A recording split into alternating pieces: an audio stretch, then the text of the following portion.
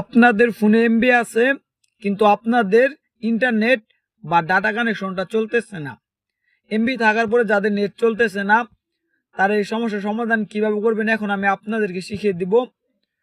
তবে আপনাদের কাছে একটা অনুরোধ থাকবে, ভিডিওটা দেখে যদি আপনার সমস্যার সমাধান হয় তাহলে কিন্তু অবশ্যই লাইক কমেন্ট এবং সাবস্ক্রাইব করবেন। তো প্রথম আপনারা যে কাজটা করবেন, আপনার ফোনটা একবার বন্ধ করে খুলে নেবেন।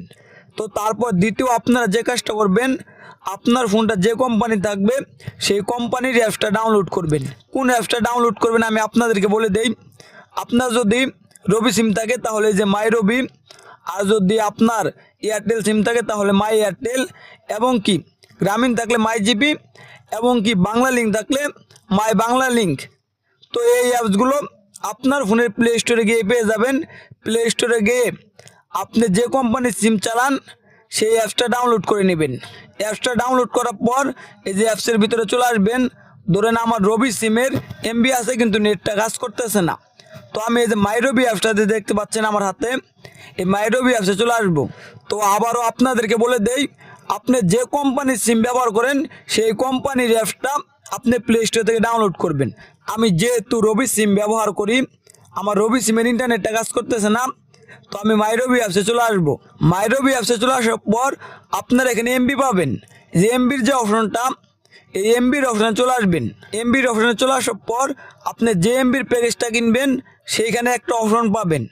আপনারা কি করবেন, এটা যদি অফ করা থাকে আপনারা এটা অন করে দিবেন, আর আপনার যদি এটা অন করা থাকে তাহলে আপনারা এটা অফ করবেন। অফ করার পর আপনারা এটা অন করবেন। এই যে এই বাটনে ট্যাপ করলেই এটা অন হয়ে যাবে। এটা অন অফ করে নেবেন, আর এক কথায় এটা লাস্টে অন করে রাখবেন। তো এটা অন করার পর আপনারা 3 নাম্বার যে কাজটা করবেন, আপনাদের ফোনের সেটিংয়ে চলে আসবেন। সেটিংয়ে চলে আসার পর একটা কথা বলে নেই, এক একজনের ফোনে এক এক রকম সেটিং হতে পারে। আমি যে সেটিংটা আপনাদেরকে দেখাবো সেই সেটিংটা খুঁজে না পেলে এখানে আপনারা সার্চ বারে খুঁজেও কিন্তু সেই সেটিংয়ে চলে আসতে পারবেন। আপনারা সেটিংয়ে চলে আসার পর এখানে সিম কার্ড অ্যান্ড মোবাইল নেটওয়ার্ক এই সেটিংটায় চলে আসবেন। এই সেটিংয়ে চলে আসার পর আপনারা স্ক্রল করে নিচের দিকে চলে আসবেন। এখানে আপনারা সিম 1 পেয়ে যাবেন এবং এখানে সিম 2 পেয়ে যাবেন। আপনার যে সিমের ইন্টারনেটটা চলতেছে না আপনি সেই সিমটা সিলেক্ট করে নেবেন। ধরেন আমার সিম 1-এর এমবিটা চলতেছে না, তাই আমি সিম 1-এ চলে আসবো।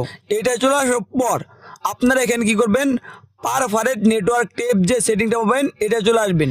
এটা চলে আসার পর আপনার ফোন যদি 5G থাকে তাহলে 5G দিয়ে দিবেন, আর যদি আপনার ফোন 4G থাকে তাহলে 4G দিয়ে দিবেন। এক কথায় 4G বা 5G এই দুইটা দিলে হবে, আপনারা 3G 2G এগুলা দিবেন না। তো আপনারা এটা 4G করে দিবেন। এটা করার পর আপনারা এখানে কি করবেন, অ্যাক্সেস পয়েন্ট নেমস একটা সেটিং পাবেন। এই অ্যাক্সেস পয়েন্ট নেম সেটিংয়ে চলে আসবেন। আর আপনাদেরকে বলে দেই, এই অ্যাক্সেস পয়েন্ট সেটিংটা যদি আপনার সেটিংয়ে খুঁজে না পান, এই সার্চ বক্সে এসে আপনারা যদি অ্যাক্সেস পয়েন্ট নেম লিখে সার্চ করে দেন, এই যে এই সেটিংটা চলে আসবে। আপনারা এই যে এই অ্যাক্সেস পয়েন্ট নেমস এই সেটিংয়ে চলে আসবেন। অ্যাক্সেস পয়েন্ট নেম সেটিংয়ে চলে আসার পর এখানে আপনারা প্লাস আইকন পাবেন, এই প্লাস আইকনে ট্যাপ করে দেবেন। তারপর এখানে আপনারা নেম যে অপশনটা পাবেন এটা চলে আসবেন।